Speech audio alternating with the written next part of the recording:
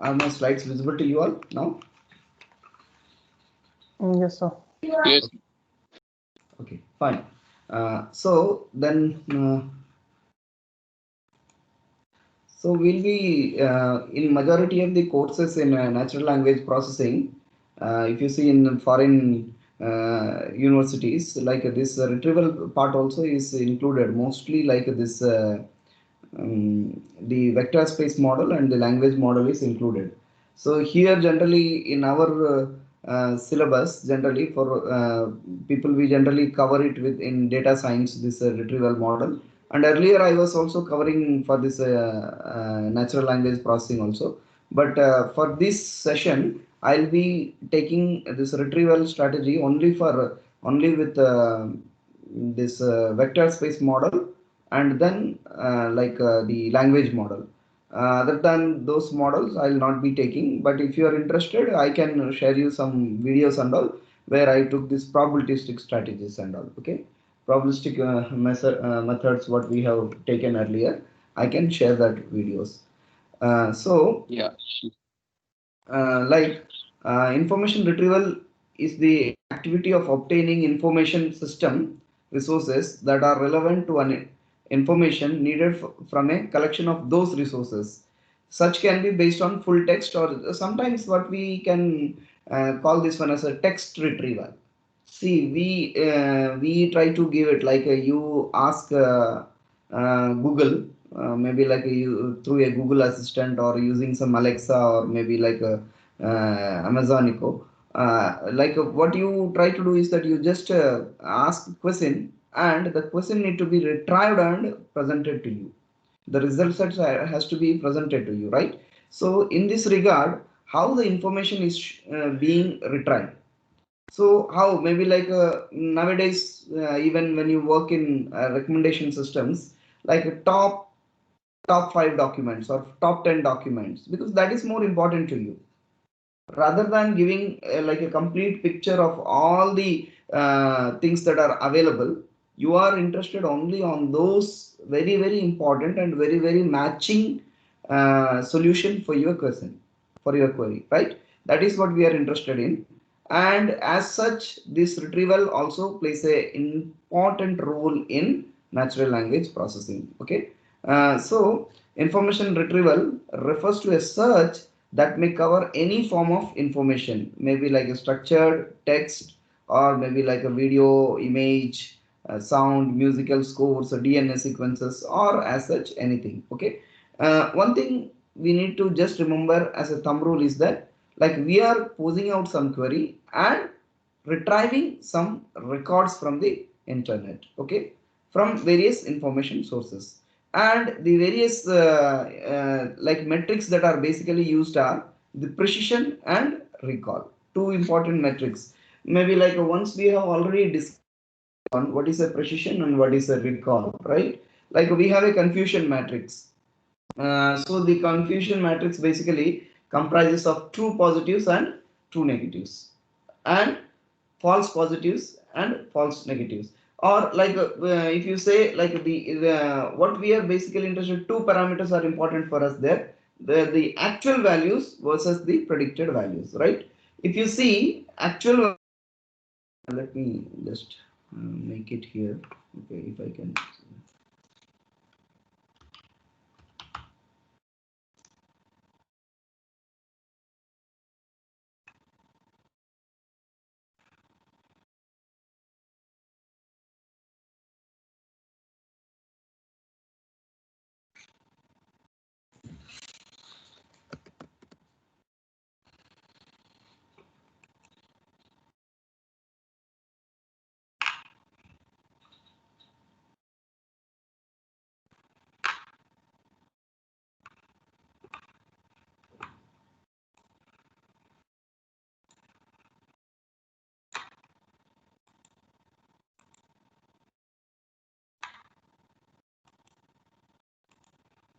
So we basically know that like we the confusion matrix is basically, so let me please, I am just my mouse is also not working properly, so just I am giving you like this. Okay, so this is the confusion matrix, right? you have, let me give it please. I'm not able to draw. I don't have a joystick, or maybe like that pen also I'm not having it, otherwise. So you have, this is the actual values. Okay, this is for example actual. Okay, A I am giving it. This is actual, and this is the predicted. Okay, I try to give it this one as predicted.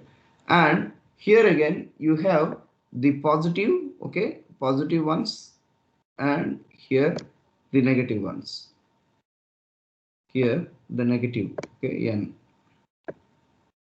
You know it, this confusion matrix, and here also this is for positive, and then this is positive, and this is negative. Okay, and this part basically we call it as the true positives. Okay, you please remember this one. This is the true positives, TP. Okay, this is basically the TP. TP. Okay, this is true positives, and this is the false positives. False positives. Okay, FP. Okay, false positives. This is false negatives. False negatives. Okay, FN. Okay, false negatives, and this is true negatives. Means this confusion matrix you need to remember for predicting, maybe like this will be very much important for you throughout your career. Okay, so this is the actual it is positive, whether if it is positive, actually positive, or actually it is negative. But what once retrieved, what we are trying to make it like, what is the predicted? Okay, PR for example I give you predicted is positive. This actual is positive and predicted also is positive, then we call that one as true positive values. Okay, true positive results. Now suppose actually is negative, and but the predicted, when we predicted, the system tells that these are positive. Okay, then we call that one as a false positives, right? And like next one is, we try to retrieve that actually is positive, but the retrieved thing is negatives. Okay, the retrieved result says that they are negative. It means that we state that as a false negatives. Okay, we state this as false negatives, and actually is negative, but the predicted also is also negative. Then so we do not have problems mostly with these true positives and true negatives. We don't have much problems. There is no problems. Only problem arises when we are having false positives and false negatives. These are important for.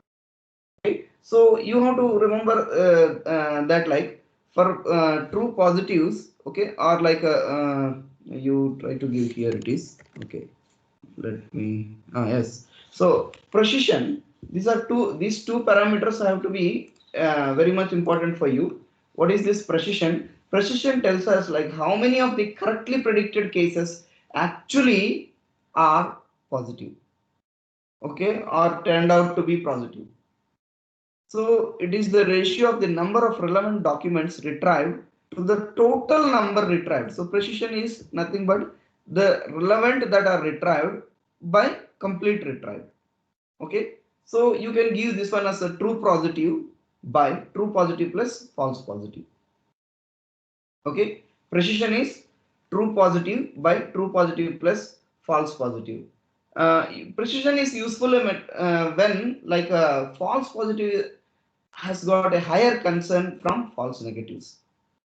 And when false negatives have a higher concern, then in that case, recall becomes important.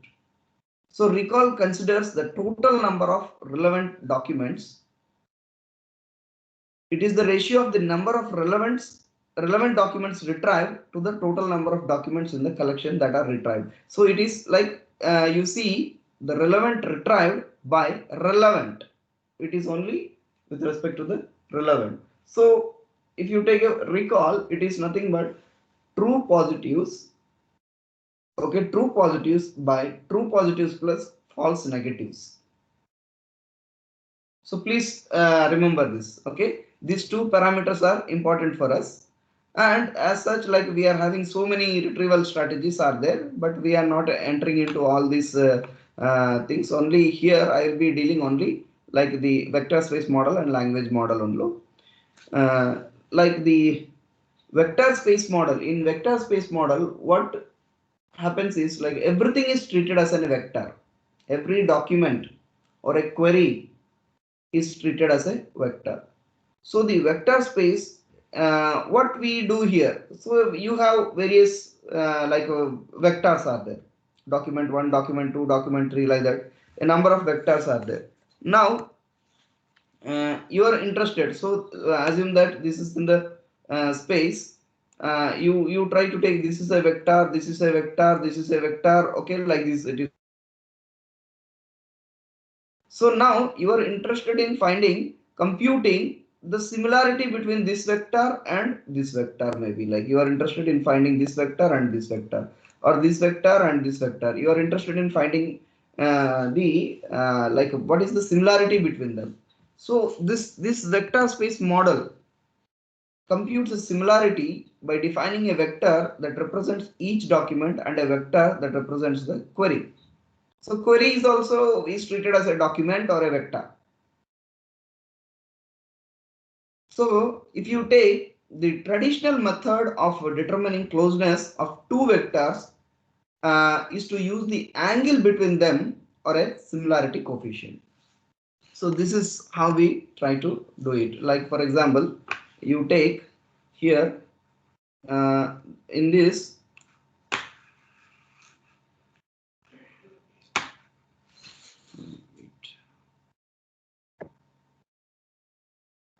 so suppose this is the vector, okay, this is one vector and this is one vector. Now what is the similarity between, this is v1, okay, vector v1, and maybe like this is v2, this one we are interested in finding. What is the similarity between this one? So the conventional method, if you see, it is like finding the cosine angle, the angle between these two vectors, okay, this is the theta. Okay, this angle, finding out this vector, this angle between v1 and v2, this is important for us. Okay, this is how we try to do in vector space model. The traditional method of determining closeness of two vectors is to use the angle between them or a similarity coefficient. Any other similarity coefficient also you can use it. So the similarity coefficient between the query and the document can be computed as the distance from the query to the document vectors.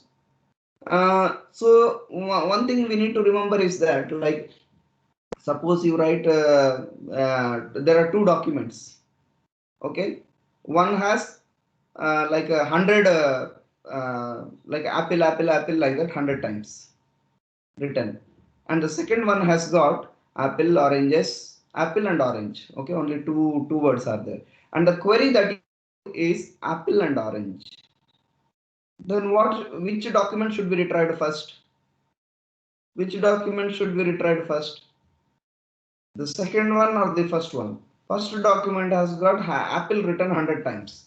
Second document has got orange and apple, or apple and orange. Only two things are written there. Two words are written there, apple and orange.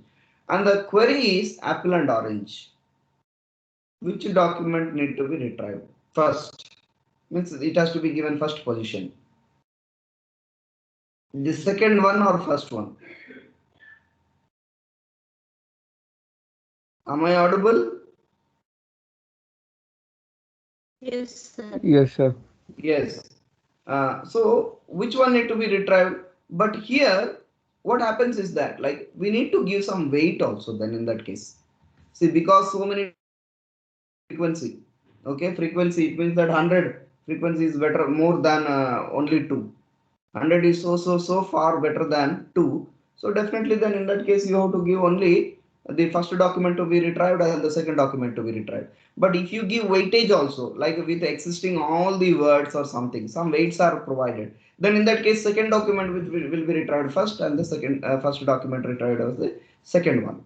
Okay, so instead of simply specifying a list of terms in the query, one can indicate that one term is more important than another. That also can happen.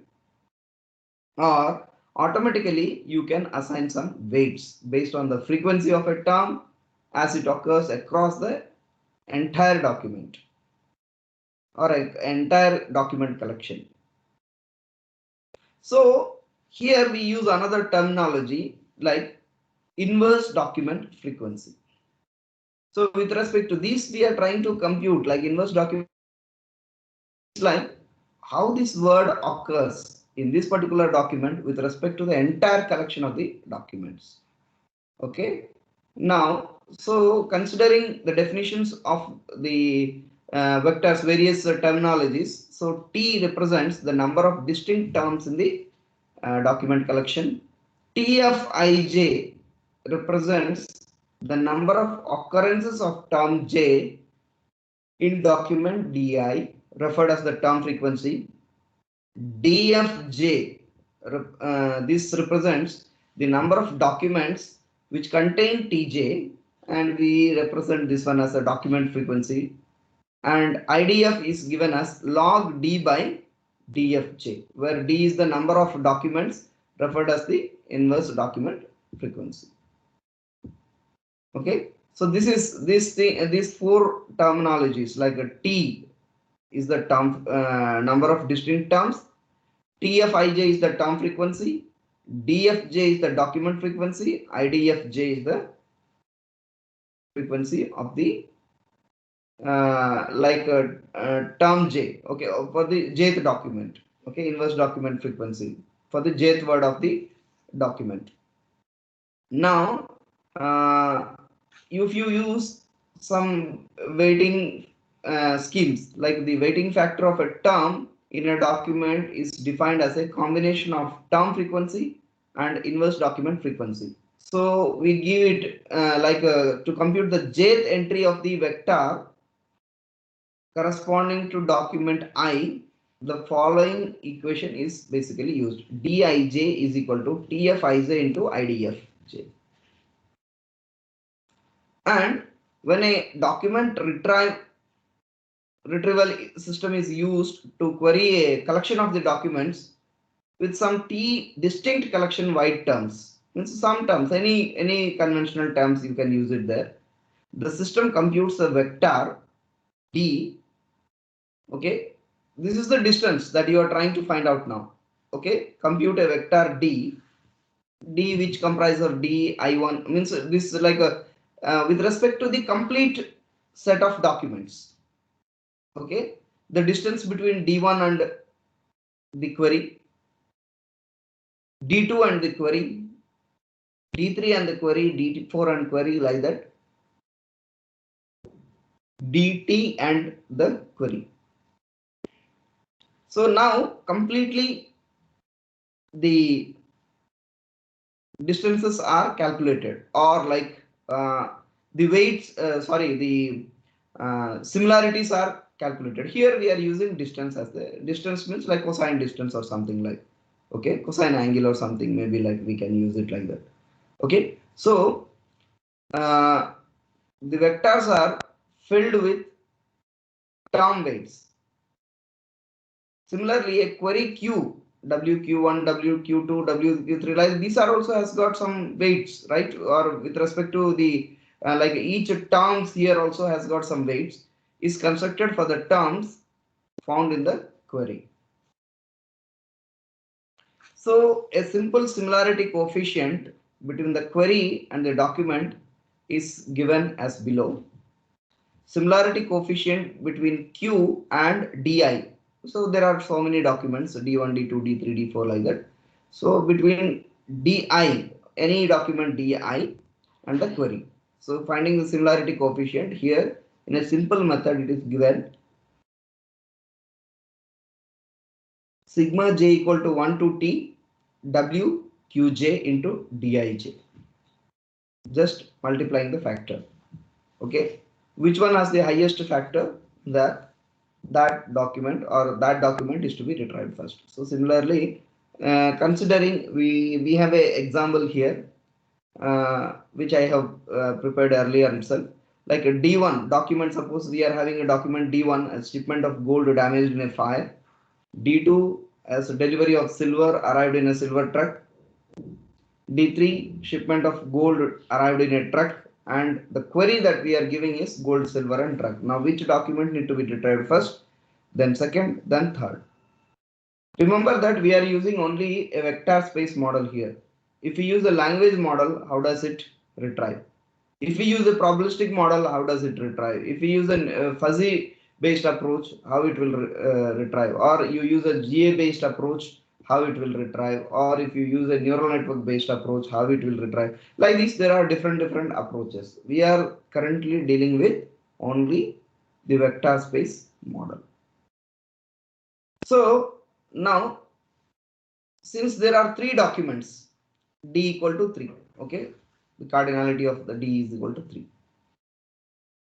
Cap D, cardinality of the capital D is equal to 3.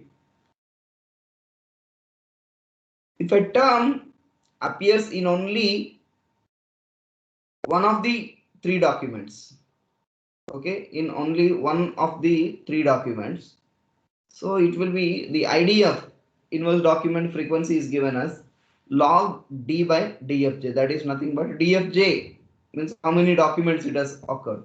So out of D total documents, log D by DFJ. Only in one document it occurs, that is equal to log 3 by 1 equal to 0.477.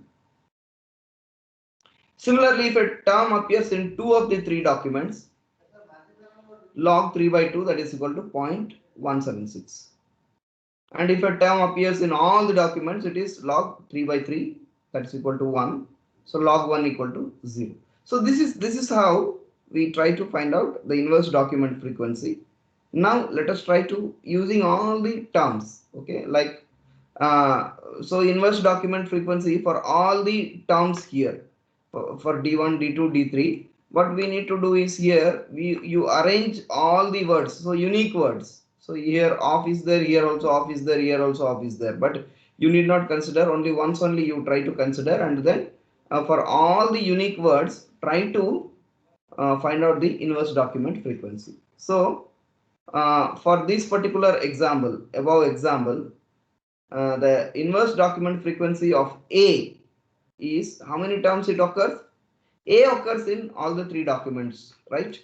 They go here in a fire, in a silver truck, in a truck. So A occurs in three of the documents. So log 3 by 3, so log 1 equal to 0. Inverse document frequency of arrived. Okay, arrived. Here if you see, arrived occurs in how many documents? Document 2 and document 3. Two documents. So IDF is equal to log, IDF of arrived is equal to log 3 by 2, that is equal to 0.176. Similarly, damaged occurs, if you see, damaged occurs only in one of the documents, so it is 0.477. IDF of delivery is 0.1 document it occurs. Fire also occurs in one document.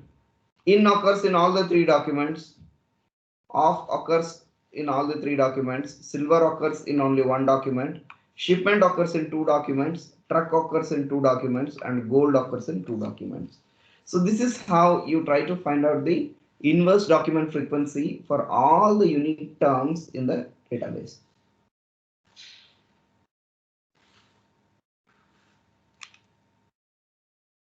Now this is how you calculate and keep it, right? For the document ID D1, D2, D3 like this. Okay. And A, what is the IDF value for A? Arrived, damaged, delivery, fire, gold, in, off, shipment, silver, truck, like this. So for all the terms, you have to compute like this, whether it occurs with respect to a particular document. So the weights have to be calculated. Okay, or the inverse document frequency need to be computed. Now So how do we do it? The score of Q and DI. Okay, document DI means D1 here for the first document D1. The query and D1. What is the similarity coefficient between this document D1 and then query? It is simple, like as we have seen earlier, a formula here, right? This one is nothing but the product of the IDF of the query into the IDF value of the document.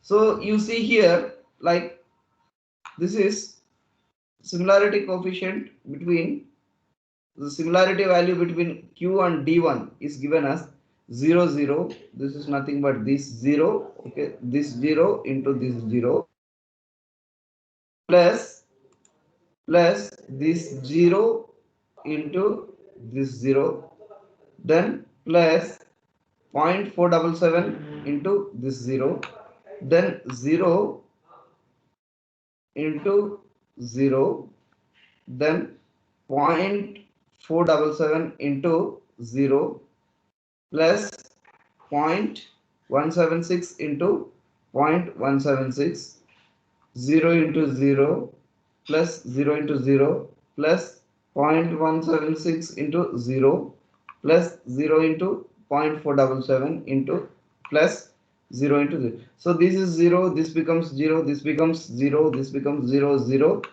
and this becomes 0, this 0, this is 0, this is 0, this is 0. Only value that remains is that 0.176 into 0.176. It means that gold, for gold is matching with this IDF values. 0.176 into 0.176, that is 0.031. Now similarly compute the coefficient between query and D2. That is given as 0.486. Can you please tell me what are the documents that are matching, means that computable values, for which values or for which term basically there can be some computation available for Q and D2. Can you please tell me? So this becomes 0, this becomes 0, 0, 0, 0, this becomes again 0, D2 is 0, this 0, this 0, this becomes 0, this becomes some value 0.954. Okay, 0.954. Silver, why it is 0.954? How did you get this value? Here silver occurs 2 times, particularly in this particular document 2. Okay, if you see a delivery of silver arrived in a silver truck. Okay, that's why 477, 0.477 plus 0.477, that is 954. Okay, this is the value 0.954 into 0. This one and 0.176 into this one. So these two only need to be added and you get it 0.486. Similarity coefficient only Q and D3. This is 0, this is 0, this is 0, 0, 0. Then 0.176 into 0.176, 0 plus 0 plus 0 plus 0 plus 0.176 into 0.176. So if you see here, similarity coefficient between D1 and Q is 0.031. Similarity coefficient between Q and D2 is 0.486. Similarity coefficient between Q and D3 is 0.062.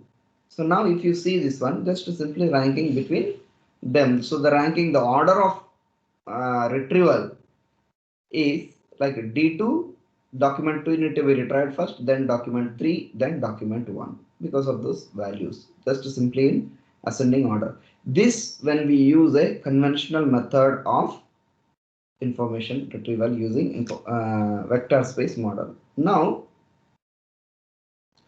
What we can try to do is that we can go with variation of different types of this weights. We can use different weights. We can use different similarity coefficients. Like that also we can use it. So many variations on term weights were studied, and a single matching term with a high term frequency can skew the effect of the remaining matches between a query and the given document. That was what I am telling earlier. Okay, like if there is apple in document D1 written 100 times, and in another document, even though all contents are exactly matching, what happens? Because apple occurred so many times, because of its frequency, now the result has got will in the earlier method when we say the result may get skewed, and then apple, the document which contains only apple occurs. Okay, first, because of its existence or because of its frequency, high frequency of the a particular terminology which is available in the query. Okay, and other document, even if it has got terms all the terms also, still it is difficult to give the place that one as the first document in the retrieval. So to avoid this, the following equation may be used for term weights to reduce the range of term frequencies. So Wij is equal to log Tfij plus 1.0 into inverse document frequency of jth term, divided by sigma j equal to 1 to t log Tfij plus 1 into idf whole square. So this formula, you may use it, you can use it sometimes maybe for Wij for weighting scheme.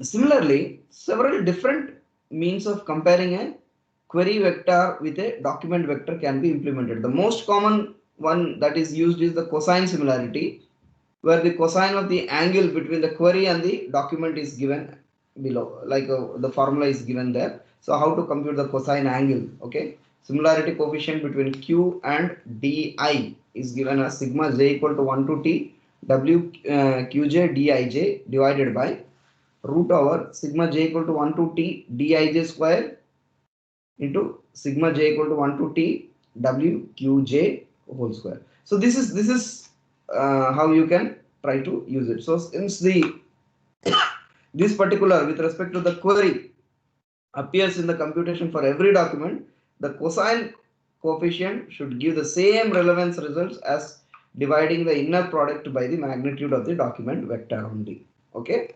So the cosine measure normalizes the result by considering the length of the document. Now also we have got some other similarity measures, like the dice coefficient is there, the Jaccard coefficient is there, and whatever coefficient that is available in conventional data science or data mining, you can apply it and you can use it there. But only thing is that you need to check with the results whether like are we getting with respect to like what is that precision, what is the recall. If you are satisfied with that precision and recall, then you can use any similarity computing method, no issue. So for the vector space model, the cosine measure levels the playing field by dividing the computation by the length of the document vector.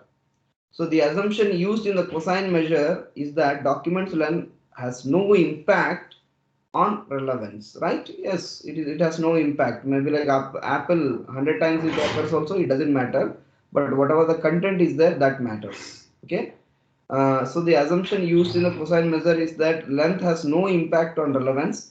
Without a normalizing factor, longer documents are more likely to be found relevant simply because they have more terms, which increases the likelihood of the match. So dividing by the document vector removes the size of the document from the consideration. And one false assumption in cosine is that cosine false. The thing is that longer documents may be more relevant, okay, because of the availability of the all words. it may also there if availability of many words are there. Suppose you see like in document D1 you are having apple, orange, orange, orange, orange 100 times. In document 2 you are having apple, orange, and the query is apple, orange. Then definitely in this case more than document 2, document 1 need to be given preference because it has all the words. In addition to that one, some words have got more of frequency. That is the thing. Okay, so the reason is that a longer document simply has no opportunity to have some components that are indeed relevant to the given query. So you can go for using some normalization factors also, but just I'm passing it through. Okay, I'm not going through all this, and you can use some other methods also, similarity methods. Okay, that can be used here. This is in conventional like vector space model. So this is, so I'm not going through this probabilistic retrieval strategy, but what I will do is I'll provide you all this this complete slide. Okay, as such, like I was taking this slide for this for the BTech people also in data science, BTech and some PhD scholars were also appearing. So what we will do is that in my next lecture I will go only with this language model. Okay, I'll give you this language model. But if you're interested, since I will share all the, because the slides are made in a continuous way, if you're interested, just I can share you the slides and you can go through, no issue. And afterwards we can like, if you are interested, I can clarify that probabilistic also. But in my next lecture, I will be taking about the language model. Okay. So thank you. We will wind up the class here.